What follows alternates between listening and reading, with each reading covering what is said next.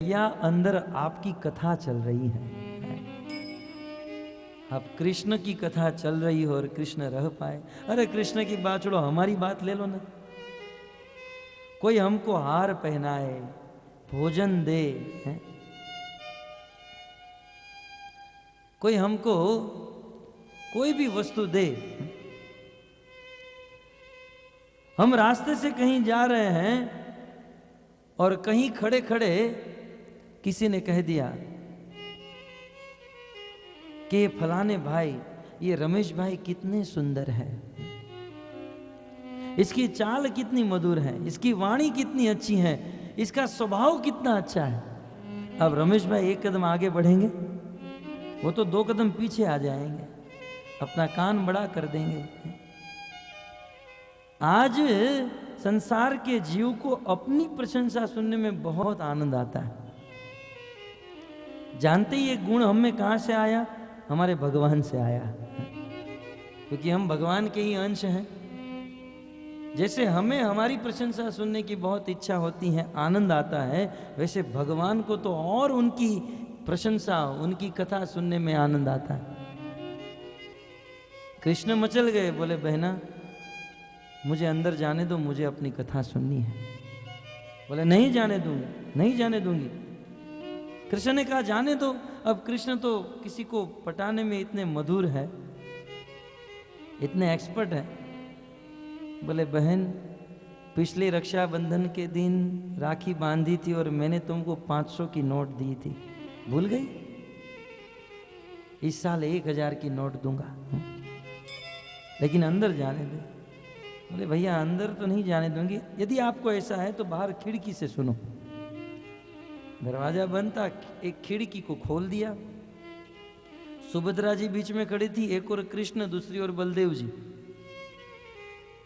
ये दो भाई एक बहन, ये तीनों खड़े रहकर अपनी ही कथा सुनने लगे। वहां कथा सुना रहे थे, सब लोग सुन रहे थे, ये तीनों भी कथा सुनने लगे। कृष्ण, बलराम और सुभद्रा को अपनी कथा सुनने में इतना आनंद आया, इतना आनंद आया। भक्तों, जब आनंद प्राप्त होता है तो आनंद की कुछ रूपरेखा होती है। खैर हमारे जीवन में तो हमें कभी आनंद आया नहीं, परंतु रूप गोस्वामी भक्तिसाम्र सिंधु में लिखते हैं कि जब किसी को बहुत आनंद आता है तो उस आनंद आने वाले व्यक्ति में 8 विकार उत्पन्न होते हैं, जिसे अष्ट सात्विक विकार कहते हैं। आंखें फट जाना, आंखें खुल जाना, रोंगटे खड़े हो जाना, मुंह सूख जाना, और शरीर के सभी अंग सिकुड़ जाना, अपना हाथ पांव अंदर चला जाना। तो कृष्ण, बलराम, सुभद्रा को अपनी कथा सुनने में ही आनंद आने लगा। आंखें खुल गई, हाथ पांव ये सब सिकुड़ गया और एक अद्भुत, एक नया रूप बन गया। और उसी समय नारद मुनि वहां पर आ चढ़े और नारद मुनि ने भगवान ने यह दिव्य रूप को देखा। कथा समाप्त हो गई, भगवान अपने रूप में आ गए, नारद को देखा। आज तो भगवान बड़े प्रसन्न थे अपनी कथा सुनकर। बोले नारद, मैं आज बहुत खुश हूं, तुम्हें जो चाहिए वह मांग लो। नारद जी ने कहा प्रभु देना ही है तो अभी अभी आपने अपने जिस रूप का दर्शन मुझे कराया, इस रूप का दर्शन कलयुग में आने वाली जनता को आप कराओ, यही मैं आपसे मांगता हूं। तब भगवान श्री कृष्ण ने कहा तथास्तु नारद, ब्रह्मा जी के 50 वर्ष तक नीलाद्रि पर्वत के ऊपर मैं नील माधव के रूप में रहूंगा, और ब्रह्मा जी के 50 वर्ष के बाद उसी नीलाद्रि पर्वत के ऊपर पुरुषोत्तम क्षेत्र जगन्नाथपुरी में मैं जगन्नाथ जी के रूप में प्रकट हो जाऊंगा। तो भक्तों, कृष्ण का रूप जगन्नाथ जी के रूप में कन्वर्ट क्यों हुआ? अपनी कथा सुनकर। ये जगन्नाथ जी आज भी हैं, प्रमाण दे रहे हैं कि उनको उनकी स्वयं अपनी कथा सुनने में कितना आनंद आता है। तो भगवान अपि विप्रर थे, विप्रर्षे रथे न स धनंजय। कृष्ण भी कथा सुनने के लिए निकल पड़े, लेकिन कृष्ण कथा सुनने के लिए किसके साथ गए? वो अर्जुन के साथ गए। स धनंजय, अर्जुन का एक नाम है धनंजय। कृष्ण अर्जुन के साथ। और कैसे गए? वैसे अभी कृष्ण को रथ चलाने की जरूरत नहीं थी, लेकिन एक आचार्य कहते हैं कि उस समय कृष्ण ने अर्जुन को ऊपर मुख्य सीट के ऊपर बिठाया और कृष्ण स्वयं रथ चलाने लगे। बोले ऐसा क्यों, युद्ध तो करना नहीं था, है? कोई पराक्रम तो दिखाना नहीं था, फिर भी कृष्ण रथ चलाने लगे, अर्जुन को ऊपर बिठा दिया। क्यों? क्योंकि भगवान जानते थे कि मेरे भक्त पितामह इस पार्थ सारथी रूप को बहुत पसंद करते हैं। आगे पितामह भीष्म अपनी स्तुति में कहेंगे, कृष्ण मुझे आपकी वो छवि बहुत अच्छी लगती है कि जब आप अपने प्रिय भक्त अर्जुन का रथ चलाते हो। तो भक्त जिस भाव में, जिस रूप में भगवान को देखना चाहता है, भगवान उस रूप में भक्त के सामने प्रकट हो जाते हैं। पितामह भीष्म पार्थ सारथी के रूप में भगवान को देखना चाहते थे, इसलिए भगवान पार्थ के, अर्जुन के सारथी बन गए। इसलिए कहते हैं रथेन स धनंजय, अर्जुन के साथ रथ चलाते हुए भगवान गए। और कहते हैं युधिष्ठिर महाराज, इन सभी ऋषि मुनि इतने सुंदर रथ, कृष्ण अर्जुन ये सब से घिरे हुए पितामह भीष्म के पास कुरुक्षेत्र में जा रहे थे तो कैसे लग रहे थे? ते तव्य रोचत नृप व राजा, इतने सुंदर रोचन अर्थात इतने सुंदर लग रहे थे जैसे कुबेर इव गुह्य को, जैसे इस पूरी दुनिया के धनाढ्य देवता कुबेर अनेकों सैनिकों के बीच में चलते हुए चढ़ाई करते हैं, कुबेर जी की तरह युधिष्ठिर महाराज शोभित हो रहे थे। आचार्यों ने सिद्धांत देने में कहीं कमी नहीं छोड़ी, भागवत के एक एक मोड़ में सिद्धांत दे दिए। कितनी सुंदर बात बताई। युधिष्ठिर महाराज कैसे लग रहे हैं? धन के धनाढ्य देवता कुबेर की तरह उनकी प्रतिष्ठा, उनका प्रभाव दिख रहा है।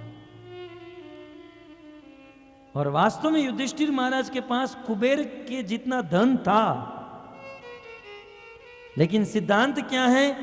कुबेर की तरह धन होने के बाद भी युधिष्ठिर महाराज रो रहे थे। बात ये हमारे जीवन में उतारने जैसी है।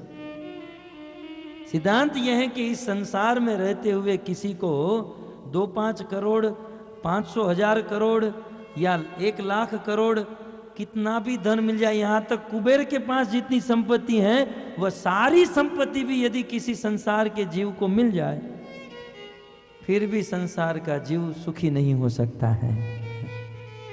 युधिष्ठिर की तरह रोता रहता है, फिर भी रोता रहता है। इस संसार के जीव को कितना भी दिया जाए, पहले तो संतुष्टि नहीं होती है। कितना भी दे दो, साइकिल वाला सोचता है कि मोटरसाइकिल मिल जाए तो अच्छा है। भगवान की कृपा से मोटरसाइकिल मिल जाती है, फिर सोचता है यार बारिश में अच्छा नहीं है, एक गाड़ी मिल जाती तो अच्छा है। मारुति कार मिल जाती, सोचता है मारुति है, मर्सिडीज मिल जाए तो अच्छा। मर्सिडीज भी मिल जाती है, फिर सोचता है कि यार एक हेलीकॉप्टर हो जाता तो अच्छा था। भगवान की कृपा होती है, हेलीकॉप्टर भी मिल जाता है तो सोचता है एक चार्टर्ड प्लेन हो जाता तो अच्छा था। चार्टर्ड प्लेन भी हो जाता है तो सोचते हैं अंतरिक्ष में जाकर थोड़ा विमान घुमाते तो थोड़ा एक रॉकेट मिल जाता तो। इस मनुष्य को कभी संतोष नहीं। हमारे भारत में एक कथा है ना,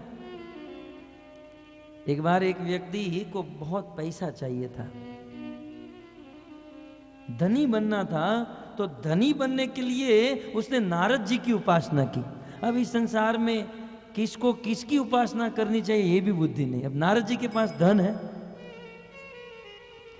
कुछ लोग संतान की प्राप्ति करने के लिए हनुमान जी के चरणों में श्रीफल चढ़ाते हैं, हनुमान जी महाराज हमें संतान दे। वो ब्रह्मचारी है बेचारे, संतान चाहिए तो शिव पार्वती के पास जाइए।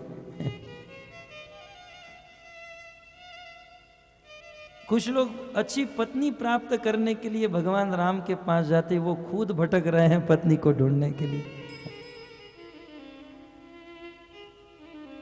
खैर, धन प्राप्त करने के लिए नारद जी को प्रकट कर दिया। नारद जी प्रकट हुए, बोले क्या चाहिए?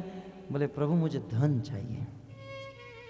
बोले अरे पागल, धन चाहिए तो कुबेर जी की आराधना करता, शिव जी की आराधना करता। मुझे मैं तो फक्कड़ बाबा हाथ में वीणा लेकर घूमता रहता हूँ, मेरे पास कहाँ धन है। बोले प्रभु गलती हो गई, लेकिन अब इतना मेहनत तपस्या परिश्रम किया, इसका कुछ तो फल दो मुझे। बोले मैं तो कुछ नहीं दे सकता हूँ, लेकिन एक लेटर लिखकर देता हूँ, ये लेटर लेकर कुबेर जी के पास जाना।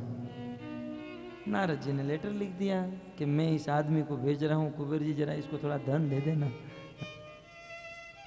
तो नारद जी का लेटर लेकर ये गया कुबेर के पास।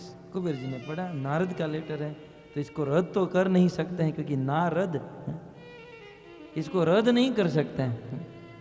लेकिन क्योंकि नारद किसके घर पर जाकर कैसी वीणा बजा दे इसका कोई भरोसा नहीं, सब लोग डरते हैं, असुर भी डरते हैं, देवता भी डरते हैं, इसलिए सब लोग आदर करते हैं इसका। कुबेर जी ने कहा कि कितना धन चाहिए, तो ये यहां से एक पात्र लेकर गया था। बोले बस ये पात्र भर दो। कुबेर जी ने अपने अनुचर को बुलाया, जाओ इसको जरा धन चाहिए दे दो। तो इस आदमी को अंदर लेकर गए, आदमी पात्र हाथ में लेकर खड़ा था और ये लोग धन के खजाने के कोष से धन डालने लगे। कुबेर जी का सारा धन समाप्त हो गया। ये कुबेर जी के अनुचर दौड़ कर आए, महाराज हमारा सारा धन समाप्त, अकाउंट बैलेंस 0, लेकिन इसका पात्र नहीं भर रहा है।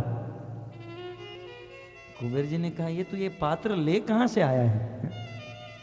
ये पात्र है या कोई चमत्कार है? बोले नहीं ये तो पात्र है। कुबेर जी ने सीधे नारद को फोन किया, नारद तूने ये किसको भेज दिया? लगता है ये मुझे भिखारी बना देगा, तुम जल्दी इधर आओ। नारद जी कुबेर जी के पास गए, बोले क्या हुआ? बोले ये किसको भेजा? हमारा धन का कोष खाली हो गया, लेकिन इसका पात्र नहीं भरा। नारद जी ने कहा यार तू कहाँ का आदमी है? बोले सूरत का हूं। तू आया कहां से? बोले मैं सूरत में रहता हूं।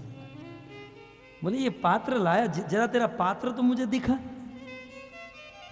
नारद जी ने जब उस पात्र को हाथ में लिया और उल्टा किया तो पता चला कि भारत में सूरत में रहने वाले किसी मनुष्य की खोपड़ी थी। ये मनुष्य की खोपड़ी कितना भी डालो भरती नहीं है, कितना भी धन डालो, कितनी भी इच्छा पूरी करो, कभी संतुष्टि नहीं होती। और इसका कारण जानते हैं? कारण ये जगत का स्वरूप ही है दुखालय। जगत दुखालय है, बनाने वाले भगवान ने ये संसार दुखालय बनाया। इसलिए व्यरोचत इतनी संपत्ति होने के बाद भी युधिष्ठिर महाराज को शोक था, दुख था। तो वास्तविक संपत्ति धन ऐश्वर्य नहीं, भक्तों वास्तविक संपत्ति भगवान का नाम है, भगवान की कथा है। यदि हमें संपत्ति कमाना ही है, मेहनत करनी ही है, तो भक्तों ऐसी संपत्ति के लिए क्यों मेहनत करे जो आज है और कल नहीं है? संसार का धन तो आज है, कल कोई लेकर उठ जाता है। और यदि कोई धन लेकर नहीं भी उठा, हमने बहुत धन जमा कर भी दिया, तो हम लोग धन को छोड़कर उठ जाते हैं, या धन उठ जाता है या हम उठ जाते हैं। और भक्तों यदि धन मिल भी गया तो क्या काम का? क्योंकि इस संसार का धन इस संसार में भी पूर्ण रूप से काम में नहीं आता, तो मरने के बाद कहां से काम में आता है? इसलिए वास्तविक धन भगवान का नाम है, वास्तविक धन भगवान की कथा है। भक्तों कमाना ही चाहते हैं तो भगवत कथा रूपी धन को कमाइए, भगवत नाम रूपी धन को कमाइए, क्योंकि ये धन जो है भगवान के धाम में काम आएगा। ये जो अभी हम धन कमा रहे हैं ना, रुपये पैसे, मरने के बाद नरक में जाएंगे, यमराज जी डंडे मारेंगे, वहां पर 500 की गड्डी निकाल कर नहीं कह सकते यार यमराज जी ये 500 की रख लो है, और 2-3 डंडे कम मारो।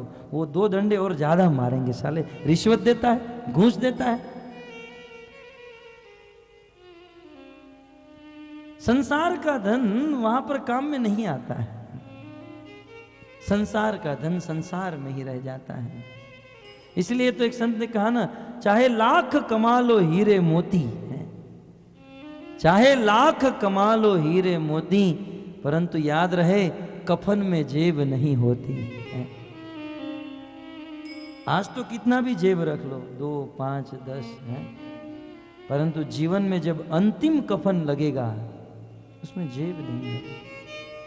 संसार का धन संसार में ही रह जाएगा, उसे लेकर नहीं जा सकते। तो फिर बताइए ऐसा धन कमा के क्या करें।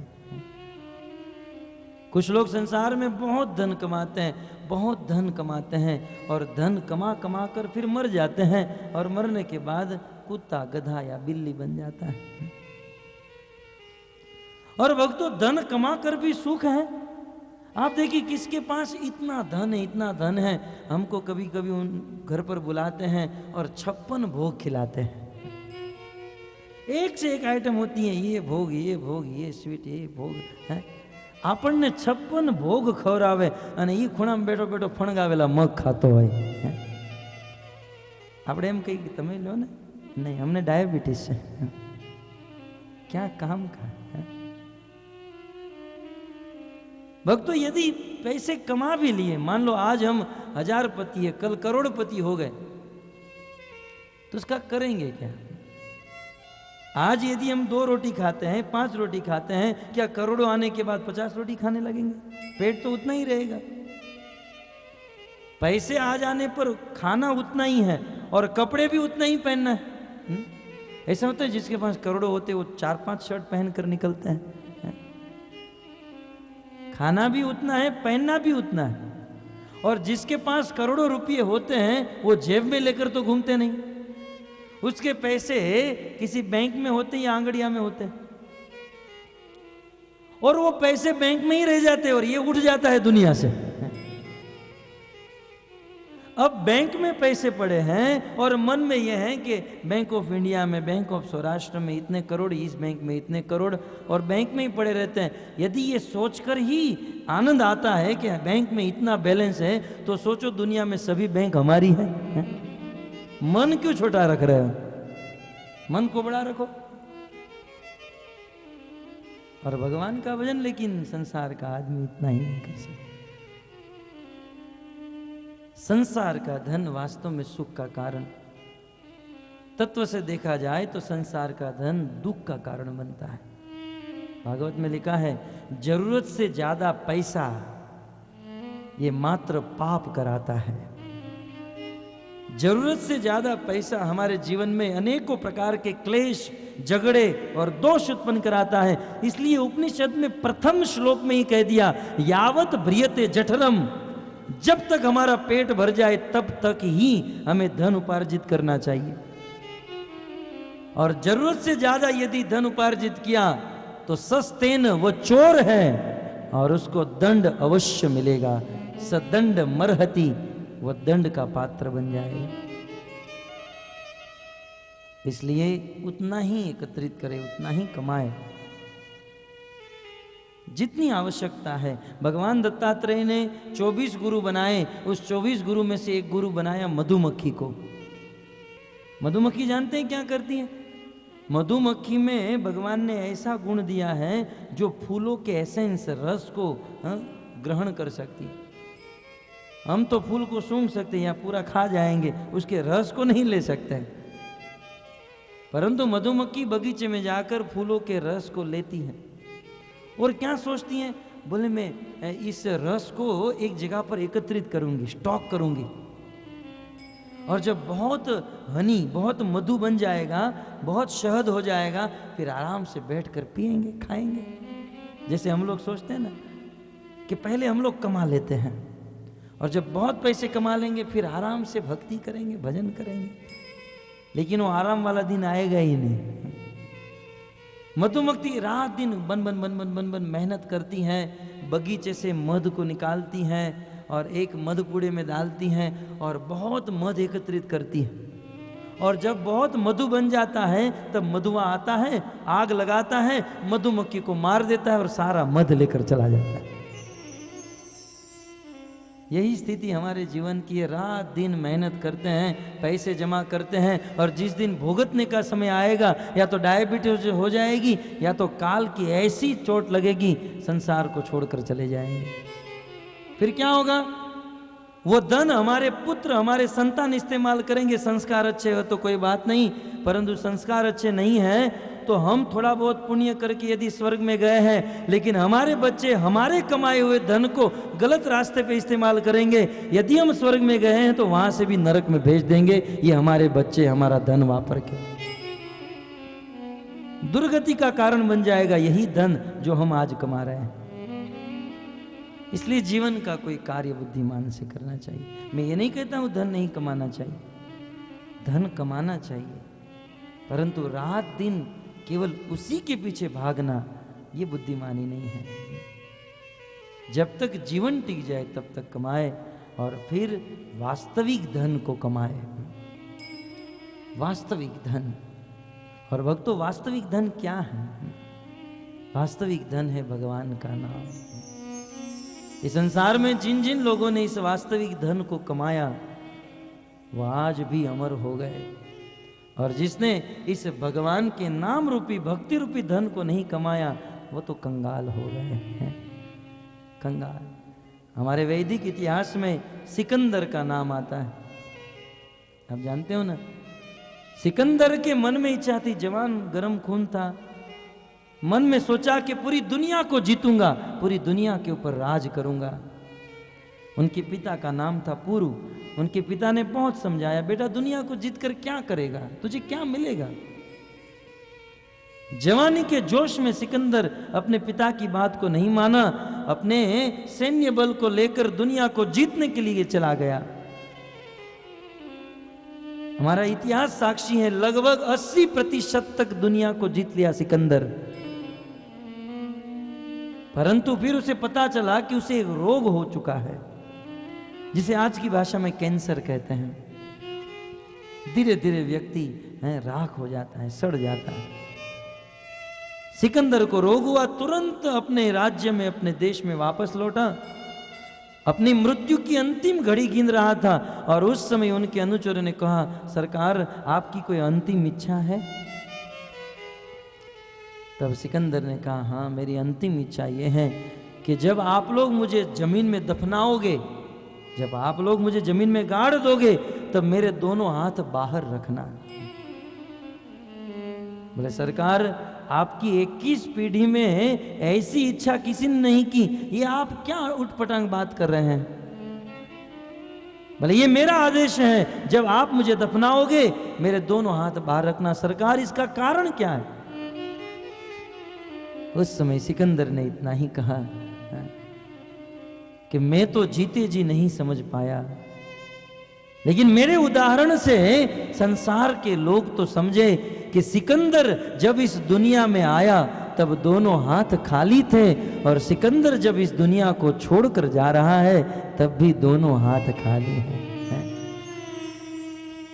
एक कवि ने इसके ऊपर बहुत सुंदर पद लिखा, इकट्ठे कर जहां के घर सभी मुल्कों के मालिक थे। पूरी दुनिया के मालिक हम तो हैं, पूरी दुनिया, दुनिया में एक छोटा सा खंड एशिया, एशिया में भारत, भारत में गुजरात, गुजरात में एक छोटा सा सूरत, सूरत में एक छोटी सी सोसाइटी, उस छोटी सी सोसाइटी में छोटा सा बिल्डिंग, उस छोटे से बिल्डिंग में छोटा सा एक फ्लोर, उस छोटे से फ्लोर में एक छोटा सा कमरा, और वो भी भाड़े का।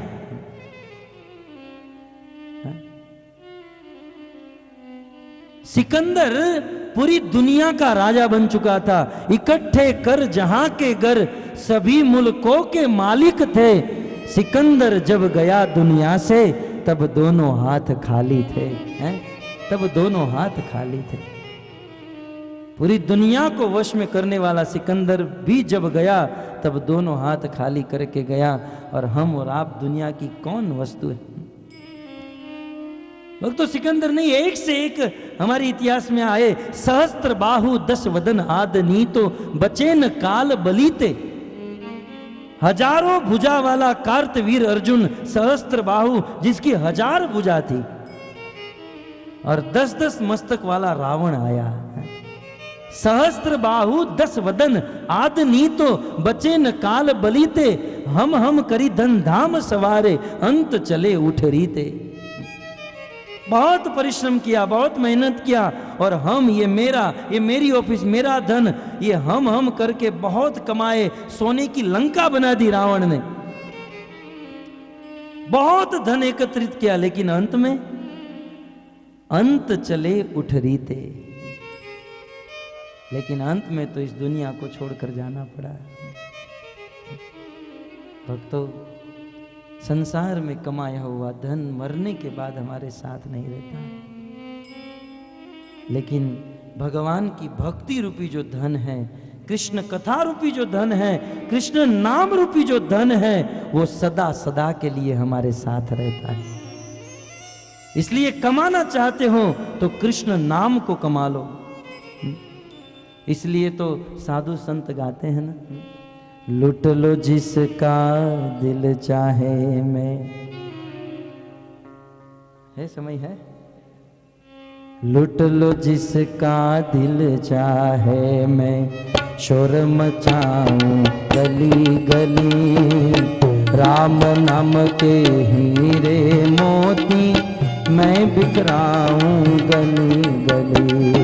लुट लो जिसका दिल चाहे मैं, शोर मचाऊं गली गली, राम नाम के हीरे मोती मैं बिखराऊं गली गली। जिन जिन ने यह मोती लूटे वो सब माला माल हुए, जिन जिन ने ये मोती लूटे वो सब माला माल हुए।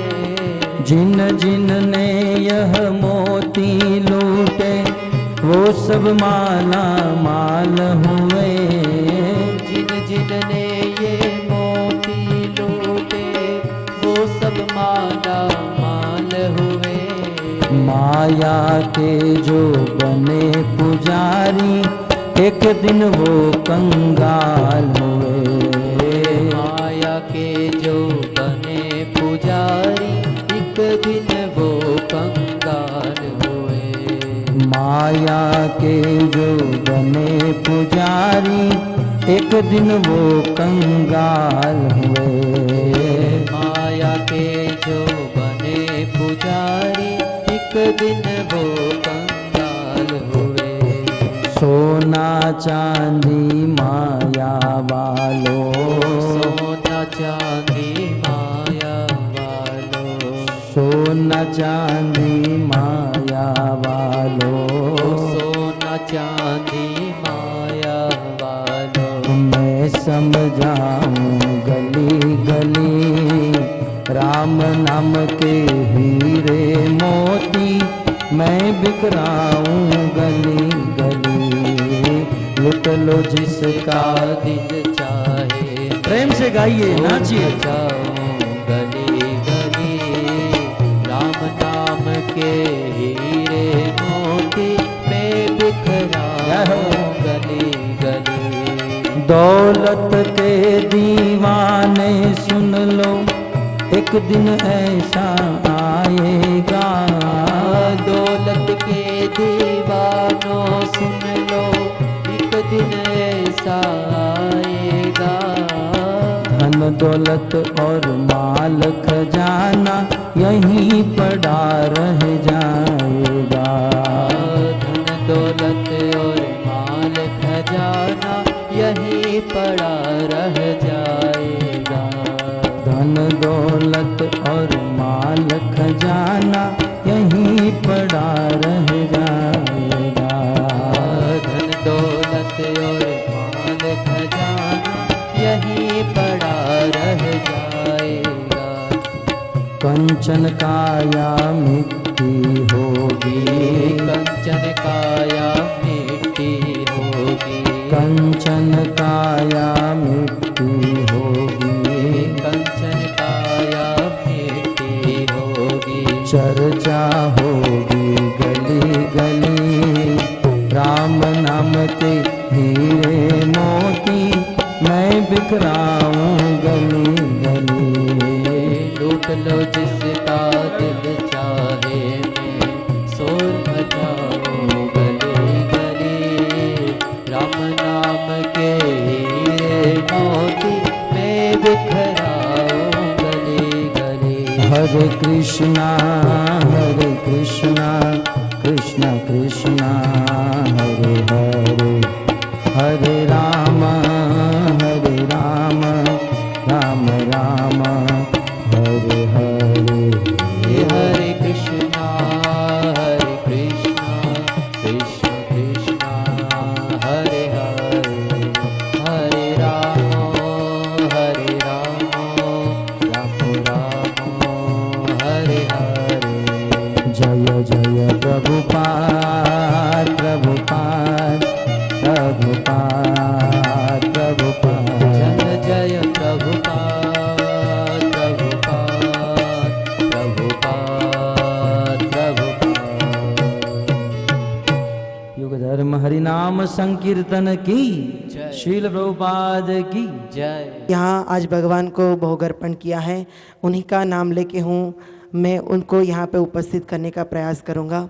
तो सबसे पहले आज भगवान को जिन्होंने भोग अर्पण किया है, राजन भाई अग्रवाल जी यहाँ पे उपस्थित होंगे और प्रभु जी उनका स्वागत करेंगे। राजन भाई अग्रवाल जी जल्दी से स्टेज पर आ जाए, हम उनका हरि नाम से स्वागत करेंगे। तो जब तक वो यहाँ पे आए तब तक आप सब भगवान के नाम का उच्चारण करें। राजन भाई अग्रवाल जी यहाँ पे उपस्थित होंगे। हरे राम राम राम हरे हरे। और उनके साथ साथ मेघराज कादमा वाले भी यहाँ पे आ जाएंगे। मेघराज कादमा वाले, हरे कृष्ण कृष्ण कृष्ण हरे हरे, हरे राम राम राम हरे हरे। राजन भाई अग्रवाल, मेघराज कादमा वाले और उन्हीं के साथ साथ रमेश भाई सुंग भी यहाँ पे आ जाएं। सर्व भक्तों को विनंती है कि अपना स्थान बनाए रखें क्योंकि हम आपका ज़्यादा समय नहीं लेंगे। कृपया आप सबको नम्र निवेदन है कि अपना स्थान ग्रहण कीजिए।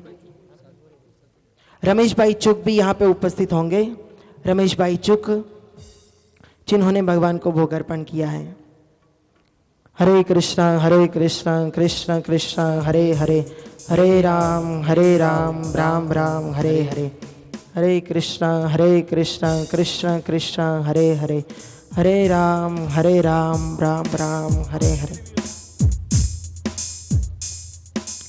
और जो भक्त यहाँ पे कथा सुनने के लिए नहीं आ सकते हैं उन्हीं के लिए सेवाएं उपलब्ध की है इंटरनेट पे।